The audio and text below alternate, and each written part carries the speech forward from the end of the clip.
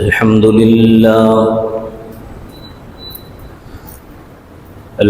لله وحده والصلاة والسلام على من لا نبي بعده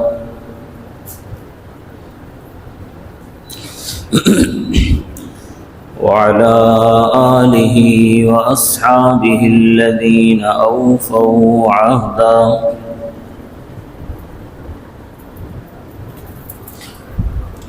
ونشهد أن لا إله إلا الله وحده لا شريك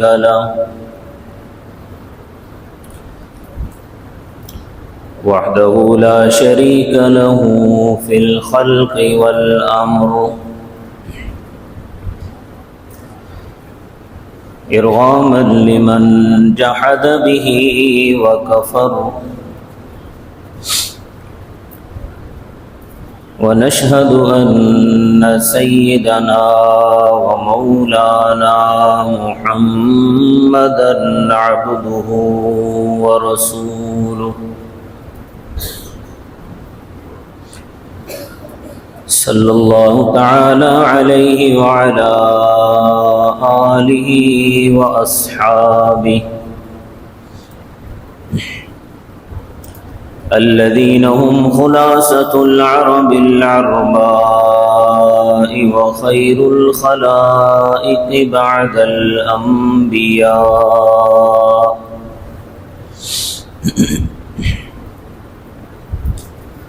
وهم كالنجوم في السماء للاهتداء والاقتداء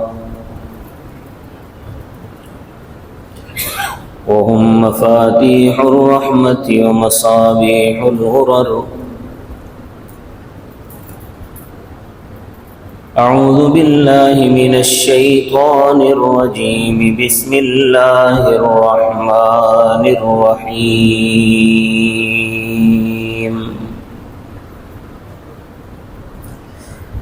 ولله على الناس حج البيت من استطاع إليه سبيلا صدق الله العظيم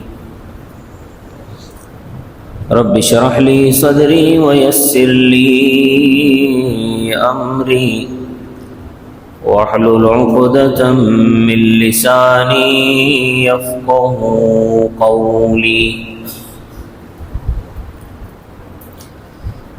رب زدني علما رب زدني علما رب زدني علما سبحانك لا علم لنا إلا ما علمتنا إنك أنت العليم الحكيم. تمام حضرات درود شریف پڑھ لیں. اللهم صل على محمد وعلى آل محمد كما صليت على إبراهيم وعلى آل إبراهيم إنك حميد مجيد. اللهم بارك على محمد وعلى آل محمد كما باركت على إبراهيم وعلى آل إبراهيم إنك حميد مجيد. معزز سامعین گرامی قدر،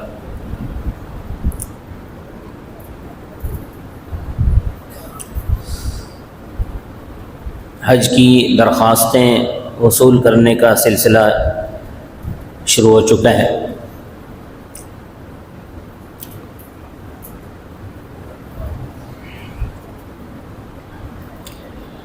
صاحب استطاعت مسلمان پر حج فرض ہے. جو صاحب حیثیت مسلمان ہیں وہ حج کی درخواستیں جمع کروا رہے ہیں.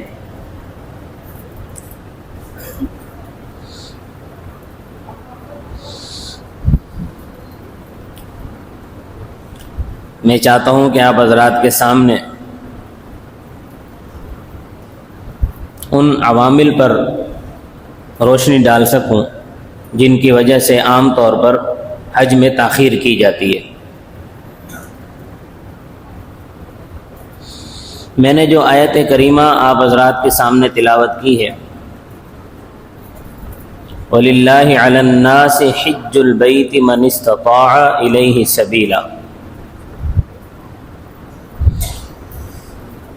اللہ کے لیے اللہ کے گھر کا حج صاحب استطاعت مسلمان پر فرض ہے۔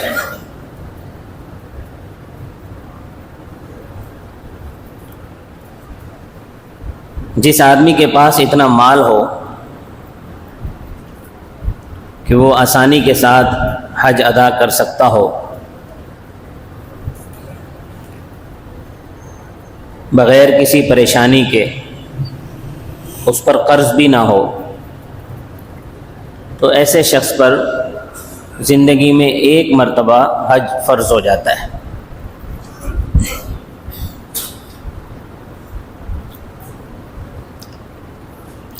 تو جس پر حج فرض ہو جائے اس کو خواہ حج کے ادا کرنے میں تاخیر نہیں کرنی چاہیے، فوری طور پر حج ادا کرنے کی فکر کرنی چاہیے۔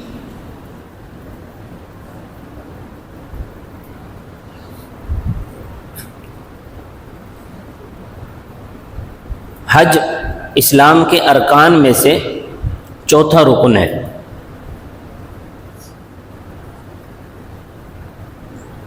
تو اس لیے جب بھی حج فرض ہو تو فوراً اس کی ادائیگی کی فکر کریں۔ لیکن آج کل ہم نے اپنے اوپر عجیب قسم کی پابندیاں عائد کر لی ہیں۔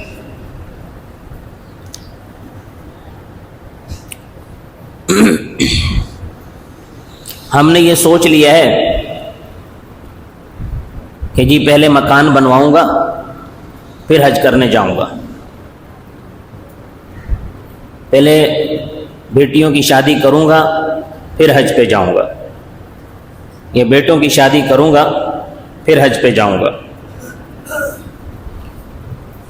اگر میں حج پہ چلا گیا تو سارے پیسے تو وہاں خرچ ہو جائیں گے، مکان کیسے بناؤں گا،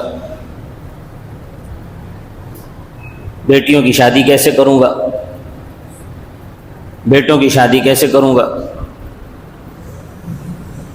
تو یہ ہم نے اپنے اوپر مختلف قسم کی شرائط عائد کر لی ہیں خود ہی،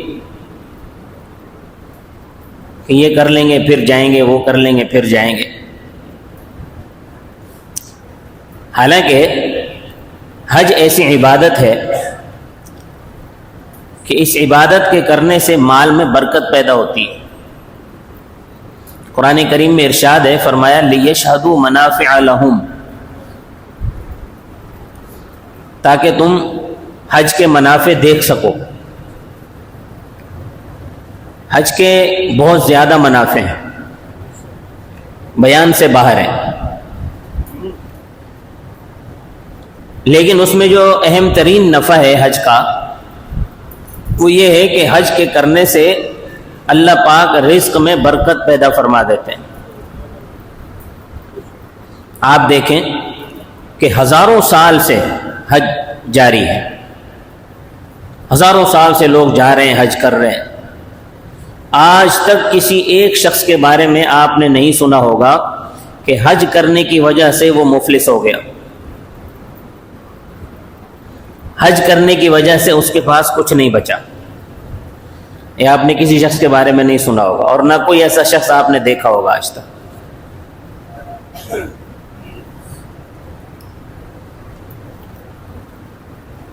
کیونکہ حج کرنے سے اللہ مال میں برکت عطا فرما دیتے ہیں۔ تو جس آدمی کے پاس اتنا مال جمع ہو جائے، چاہے وہ سونے چاندی کی شکل میں ہو، چاہے وہ کرنسی کی شکل میں ہو، چاہے وہ سامان کی شکل میں ہو، کہ اس کو بیچ کر سونے چاندی کو فروخت کر کے اتنا پیسے اس کے پاس ہو جاتے ہیں کہ اس کے گھر کے اخراجات بھی چل جائیں اور اس کے حج کا خرچ بھی پورا ہو جائے، تو ایسے شخص پر حج کرنا فرض ہو جاتا ہے۔ فقہاء کرام نے تو یہاں تک لکھا ہے کہ اگر کسی آدمی کے پاس حج کے کرنے کے پیسے تو ہیں لیکن مکہ سے مدینہ جانے کے پیسے نہیں ہیں، یعنی اس کے پاس اتنے پیسے نہیں ہیں کہ وہ حج تو کر لے گا لیکن مدینہ نہیں جا سکے گا، تو فرمایا پھر بھی اس پہ حج فرض ہو جاتا ہے، کیونکہ مدینہ جانا یہ ارکان حج میں سے نہیں ہے۔ یہ الگ بات ہے کہ وہاں روضہ رسول پہ جانا اور روضہ رسول پہ جا کر حاضری دینا، وہاں سلام پیش کرنا، یہ ہر مسلمان کی دلی خواہش ہے، ہر مسلمان وہاں جانا چاہتا ہے، وہاں جانا باعث برکت ہے، لیکن قانونی طور پر اگر مدینہ جانے کے پیسے نہیں ہیں لیکن اتنے پیسے ہیں کہ مکہ جا کر حج کر کے واپس گھر آ سکتا ہے، تو حج فرض ہو جائے گا۔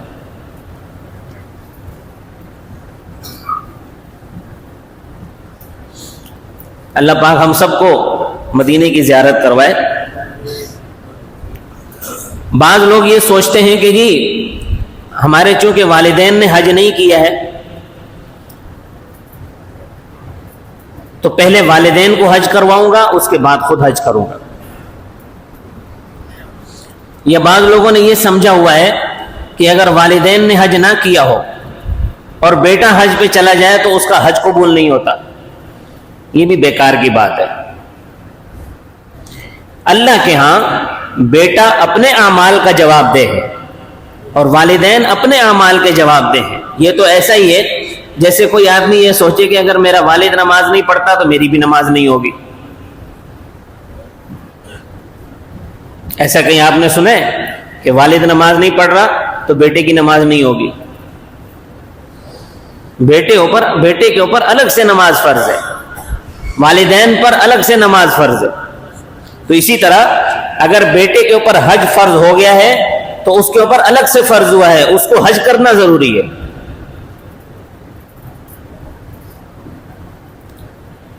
تو یہ ضروری نہیں ہے کہ وہ پہلے والدین کو حج کروائے اس کے بعد خود جائے حج کرنے کے لیے، اتنے پیسے ہی نہیں ہیں۔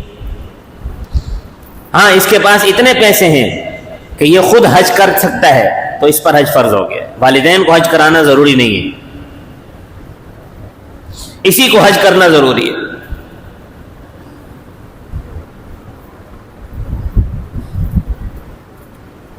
کیونکہ حج نہ کرنے پر بڑی سخت وعید نبی کریم صلی اللہ علیہ وسلم نے ارشاد فرمائی ہے، بڑی سخت وعید ہے۔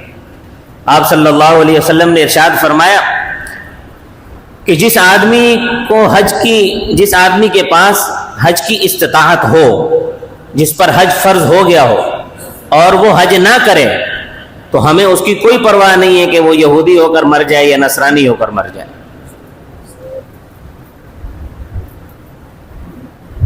کتنی سخت وعید ہے کہ اگر وہ اسلام سے نکل جائے، وہ اس حال میں مر جائے کہ وہ اسلام میں تھا ہی نہیں۔ آپ صلی اللہ علیہ وسلم فرماتے ہیں کہ ایسے شخص کی ہمیں کوئی پرواہ نہیں ہے۔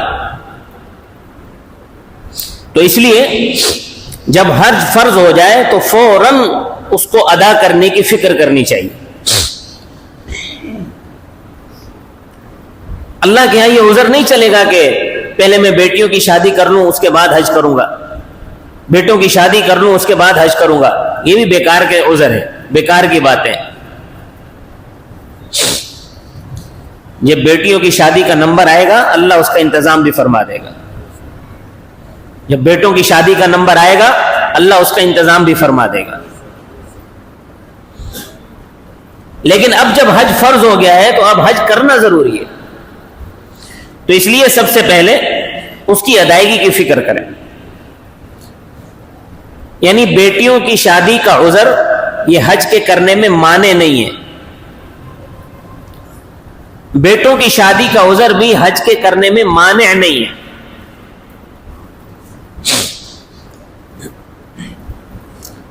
ہاں ایک عذر ہے کہ جس کی وجہ سے جو حج نہ کرنے کا عذر بن سکتا ہے، وہ یہ ہے کہ ایک آدمی پر قرض ہے،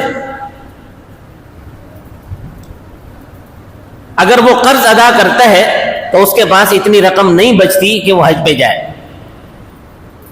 تو اس کے لیے شریعت کا حکم یہ ہے کہ پہلے قرض ادا کرے، کیونکہ قرض ادا کرنا فرض ہے۔ اول تو بلا ضرورت کسی سے قرض لینا نہیں چاہیے، قرض مانگنا بھی نہیں چاہیے، لیکن اگر کسی شدید ضرورت کی وجہ سے قرض لے لیا ہے تو پھر سب سے پہلے اس قرض کو ادا کریں، اس کو ادا کرنے کی فکر کریں۔ ہوتے ہیں بعض لوگ ایسے کہ ان کے اوپر قرضہ چڑھا ہوا ہے لیکن حج پہ حج کیے جا رہے ہیں، قرض ادا کرنے کی فکر ہی نہیں ہے۔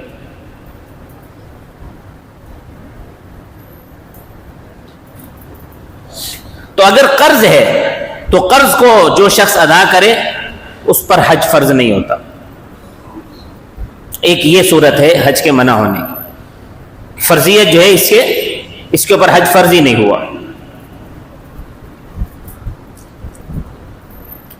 بعض لوگ حج کے لیے بڑھاپے کا انتظار کرتے ہیں، کہتے جی یہ تو بوڑھوں کی عبادت ہے، ہم بوڑھے ہو جائیں گے تو پھر حج کریں گے، جوانی جو ہے وہ اپنی مستیوں میں گزار لیں، بڑھاپے میں جا کے بخشوا لیں گے۔ کیونکہ حج تو ایسی عبادت ہے نا کہ آدمی جب حج کرنے جاتا ہے، جب حج کر کے واپس آتا ہے تو وہ ایسا ہوتا ہے جیسے ماں کے پیٹ سے نکلا ہوا بچہ، اس کے ذمہ کوئی گناہ ہی نہیں ہوتا۔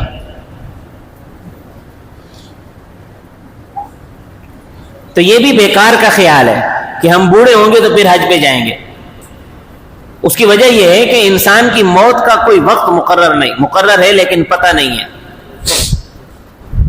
انسان کو پتہ نہیں ہے کہ میں نے کب مرنا ہے، کس وقت زندگی کی یہ ڈور کٹ جائے، کیا پتہ بڑھاپے کو پہنچے ہی نہیں، پہلے ہی مر جائے۔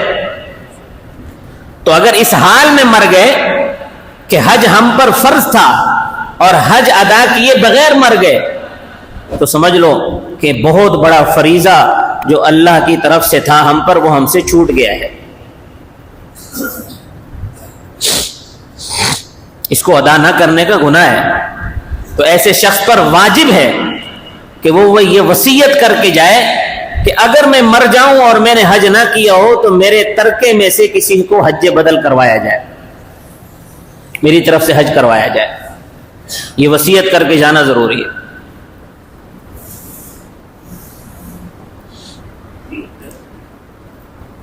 اب کسی نے وصیت کر لی کہ جی میرے ترکے میں سے حج بدل کروایا جائے، تو یہ وصیت بھی مال کے تیسرے حصے میں جاری ہوگی، باقی 2 حصوں پر وارثوں کا حق ہے۔ اگر جو مال کا 1/3 حصہ ہے وہ اتنا ہے کہ اس سے حج ہو سکتا ہے تو پھر تو حج بدل کروانا وارثوں پر ضروری ہے، واجب ہے وارثوں پر کہ حج بدل کروائیں کسی کو۔ لیکن اگر وہ مال کا 1/3 حصہ اتنا نہیں ہے کہ اس سے حج نہیں ہو سکتا تو وارثوں پر کوئی ضروری نہیں ہے کہ وہ کسی کو حج بدل کروائیں، یعنی اللہ کے ہاں وارثوں کی گرفت نہیں ہوگی۔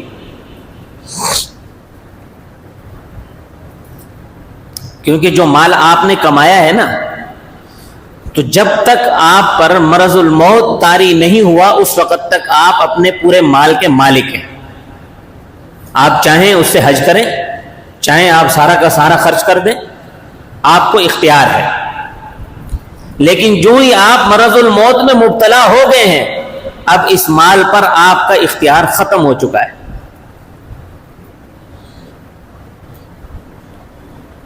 صرف 1/3 مال میں آپ کا اختیار باقی ہے، باقی سارا مال وارثوں کا ہے۔ اس کی مثال یوں سمجھیے کہ مثال کے طور پر آپ نے ترکے میں 3 لاکھ روپے چھوڑے اور حج 1 لاکھ میں ہو جاتا ہے، مثال دے رہا ہوں، 1 لاکھ میں تو حج نہیں ہوتا، آج کل تو 12-13 لاکھ روپے سرکاری حج پہ لگتے ہیں، میرے خیال میں اس سال 12-12.5 لاکھ روپے ہے تقریباً، ایک مثال دے رہا ہوں۔ تو مال کا 1/3 حصہ ہے 1 لاکھ روپیہ، اور 1 لاکھ میں حج ہوتا ہے تو پھر وارثوں پر فرض ہے کہ وہ آپ کی وصیت پر عمل کرتے ہوئے کسی کو حج بدل کروائیں. لیکن اگر آپ نے 3 لاکھ سے کم مال چھوڑا ہے اور حج ہو رہا ہے 1 لاکھ میں, تو اب وارثوں پر ضروری نہیں ہے کہ وہ آپ کی وصیت پر عمل کریں. تو آپ دیکھیں کتنا بڑا نقصان ہو گیا کہ زندگی میں حج نہ کیا, اس کا نقصان یہ ہوا کہ آپ کا مال بھی اتنا مال تو تھا کہ اس سے حج ہو سکتا تھا, آپ اپنی زندگی میں کر سکتے تھے, لیکن جب زندگی میں آپ نے حج نہیں کیا تو اب وارثوں کی مرضی پر منحصر ہے وہ کسی کو حج بدل کروائیں یا نہ کروائیں آپ کی طرف سے. تو اس میں نقصان کس کا ہوا؟ آپ کا ہوا. نبی کریم صلی اللہ علیہ وسلم نے ارشاد فرمایا, صحابہ کرام سے پوچھا کہ کیا تم یہ چاہتے ہو کہ تمہارا مال تمہارے وارث کھائیں؟ صحابہ کرام نے عرض کیا رسول اللہ ہم میں سے تو کوئی بھی یہ نہیں چاہتا کہ کمائیں ہم کھائیں کوئی اور. تو آپ صلی اللہ علیہ وسلم نے ارشاد فرمایا تو جان لو جو مال تم یہاں خرچ کر لو گے وہ تمہارا ہے, یا جو مال تم آگے بھیج دو گے وہ تمہارا ہے, جو مال جو تم چھوڑ جاؤ گے وہ تمہارا نہیں ہے, وہ تمہارے وارثوں کا ہے. اور اگر تمہارے وارث اچھے اور نیک لوگ ہیں, وہ تمہارا مال کھا رہے ہیں, تو تمہیں ان کی نیکی کا ثواب ملتا رہے گا قبر میں. لیکن اگر تمہارے وارث نیک لوگ نہیں ہیں, شرابی ہیں, گناہگار ہیں, فاسق فاجر قسم کے لوگ ہیں, تو وہ گناہ کریں گے. اگر تم نے اپنی زندگی میں ان کو گناہ کرنے سے روکتے رہے, اگر تم اپنی زندگی میں کوشش کرتے رہے کہ یہ گناہوں سے باز آ جائیں, یہ اپنے فسق و فجور سے باز آ جائیں, پھر تو تم سے اللہ کے ہاں کوئی پوچھ نہیں ہوگی. لیکن اگر تم نے زندگی میں بھی ان کو راہ راست پر لانے کی کوشش نہیں کی تو یہی مال تمہارے لیے وہاں بھی عذاب کا ذریعہ بن جائے گا.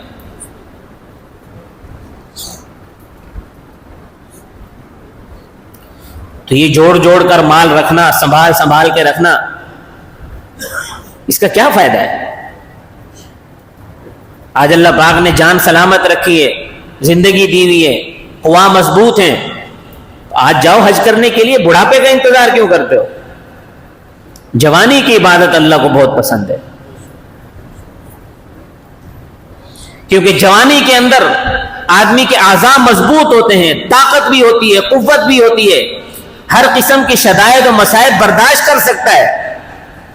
تو اگر جوانی میں جا کے حج کرے گا تو اچھے طریقے سے حج کے ارکان اور حج کے اعمال ادا کر سکے گا. بڑھاپے میں ہڈیاں کمزور ہو جاتی ہیں, جوڑوں کے درد کھل جاتے ہیں, بہت سارے ارکان ادا نہیں کر سکتا بڑھاپے میں آدمی. تو اس لیے بڑھاپے کا انتظار کرنا بھی بیکار کی بات ہے. اول تو یہ ہے کہ تمہیں اس بات کا یقین ہی نہیں ہے کہ بڑھاپے پر پہنچیں گے یا نہیں, اور دوسری بات یہ ہے کہ بڑھاپے کا انتظار مت کرو. اگر جوانی میں حج فرض ہو گیا تو فوراً کوشش کرو حج کرنے کی.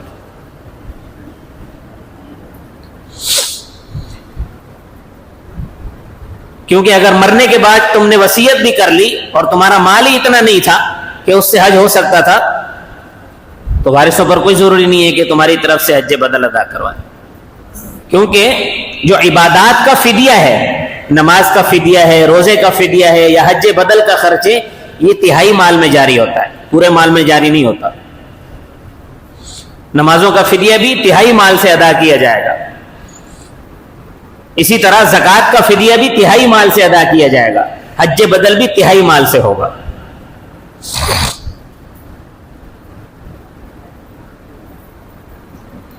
ہاں, اگر زندگی میں کوئی ایسا معذور, اپنا کوئی معقول عذر ہے جس کی وجہ سے خود حج پہ نہیں جا سکتے, تو حج بدل کروانا جائز ہے اپنی زندگی میں بھی. لیکن حج بدل اس طرح ہوگا کہ جس کو حج بدل کروایا جا رہا ہے وہ اس بندے کے شہر سے جائے حج کرنے کے لیے.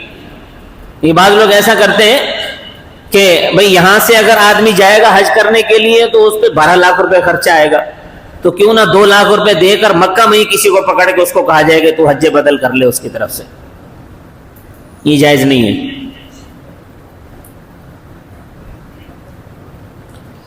جس کو حج بدل کروایا جا رہا ہے وہ اسی شہر سے جائے جس شہر میں یہ بندہ رہتا ہے, یعنی وہ پورا خرچ جو اس کے یہاں سے جانے پر آئے گا وہی پورا خرچ اس کو دیا جائے، یہاں سے جائے حج کرنے کے لیے۔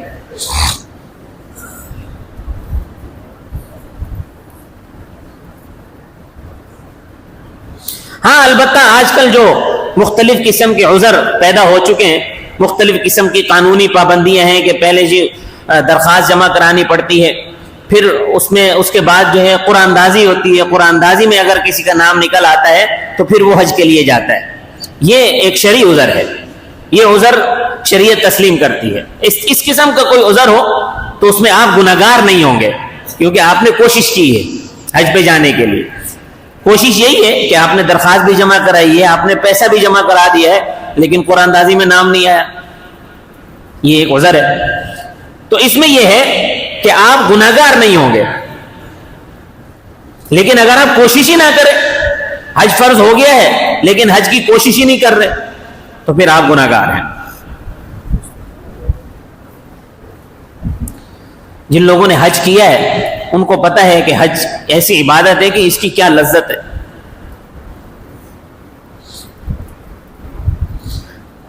حج ایسی عبادت ہے، اس میں ایسا کیف اور سرور ہے کہ ایک مرتبہ جب آدمی حج کر کے آتا ہے تو اس کا دوبارہ دل چاہتا ہے حج کرنے کا، وہ چاہتا ہے کہ میں دوبارہ جا کے حج کر کے آؤں۔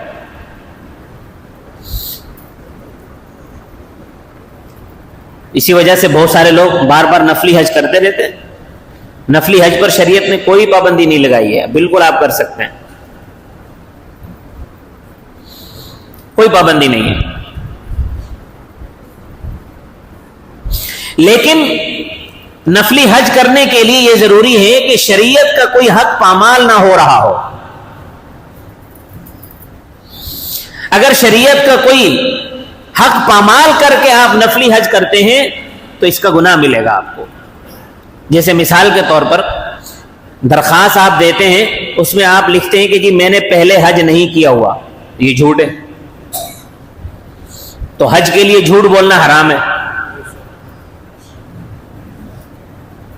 یا اسی طرح اسپانسرشپ کے طور پر حج ہوتا ہے تو اس میں یہ ہوتا ہے کہ ڈرافٹ وہاں سے منگوانا پڑتا ہے، لیکن بعض لوگ یہیں سے خرید لیتے ہیں، تو جب یہاں سے خریدتے ہیں تو سود میں مبتلا ہوتے ہیں، اور سود دینا اور سود لینا حرام ہے، تو حج کے لیے حرام کام کر لیا، سود میں مبتلا ہو گئے، اللہ سے جنگ کر لی۔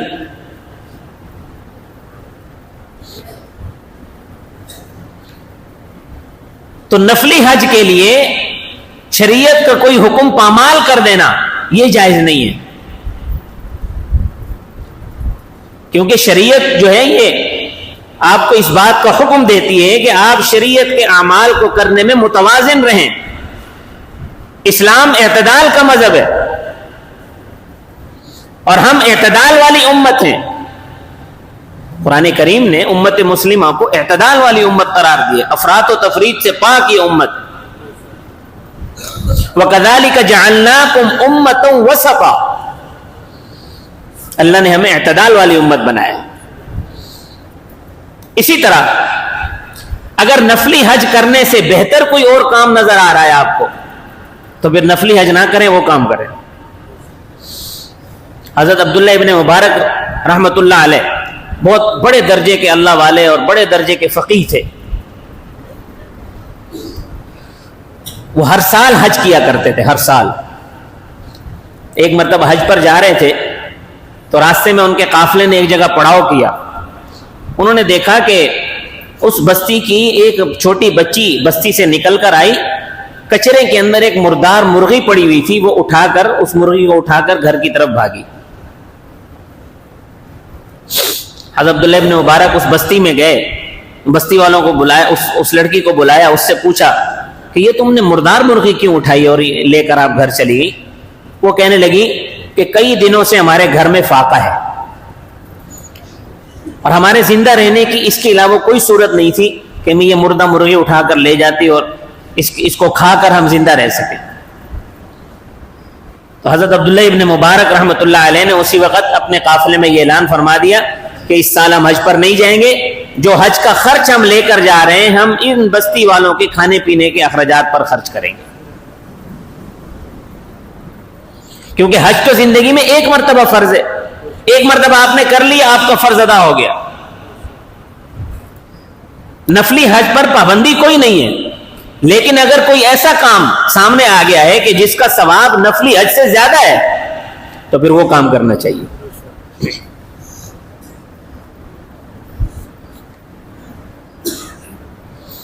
کیونکہ اسلام جو ہے ہمیں ہر کام میں اعتدال کا حکم دیتا ہے. نفلی حج کے لیے جھوٹ بھی نہیں بولنا، نفلی حج کے لیے کوئی سودی راستہ بھی اختیار نہیں کرنا، نفلی حج کے لیے کوئی گناہ کا کام بھی نہیں کرنا. تو آج کل چونکہ حج کے لیے درخواستیں شاید وصول کی جا رہی ہیں، تو یہ ساری باتیں عرض کرنے کا مقصد یہ ہے کہ جن مسلمانوں پر حج فرض ہو چکا ہے انہیں چاہیے کہ وہ ابھی سے کوشش شروع کر دیں، تاکہ کل کو جب حج کا موسم آئے تو کسی قسم کی پریشانی ان کو نہ اٹھانی پڑے. کیونکہ ابھی درخواست جمع کرائیں گے اور اللہ سے مانگتے بھی رہیں گے تو انشاءاللہ قرآن اندازی میں نام نکل آئے گا. اور اگر ابھی نہیں جمع کرائیں گے، ہاں اللہ نے زیادہ پیسہ دیا ہے تو پرائیویٹ آپ جا سکتے ہو تو ٹھیک ہے، لیکن یہ جو حج کی فرضیت ہے، یہ فرضیت ان پیسوں پر حج فرض ہو جاتا ہے جتنے پیسے سرکار لیتی ہے. اللہ تبارک و تعالی مجھے اور آپ کو عمل کی توفیق عطا فرمائے اور ہم سب کو حج بیت اللہ نصیب فرمائے. دوسری بات یہ ہے کہ میں نے پہلے بھی ایک نماز میں یہ اعلان کیا تھا کہ ہم یہاں پر سیرت النبی صلی اللہ علیہ وسلم کے نام سے سیرت سرکل کے عنوان سے ایک پروگرام شروع کر رہے ہیں، جس میں تمام مسلمانوں کو نبی کریم صلی اللہ علیہ وسلم کی سیرت سکھائی جائے گی. تو اس کی کلاسیں جو ہے وہ عشاء کے ہفتے میں صرف ایک دن عشاء کے بعد اس کی کلاس ہوگی. ہفتے والے دن اگلے ہفتے سے انشاءاللہ شروع ہوگا. تو جو ساتھی حضور اکرم صلی اللہ علیہ وسلم کی سیرت کو یاد کرنا چاہتے ہیں، کیونکہ نبی کریم صلی اللہ علیہ وسلم کی سیرت پتہ ہوگی تو اس پر عمل کرنا آسان ہوگا، تو جو نبی کریم صلی اللہ علیہ وسلم کی سیرت کو یاد کرنا چاہتے ہیں، باہر ساتھی کھڑے ہوں گے، وہاں ان کے پاس اپنے نام لکھوا کر جائیں. اللہ تبارک و تعالی مجھے اور آپ کو عمل کی توفیق عطا فرمائے. وما علینا الا البلاغ المبین.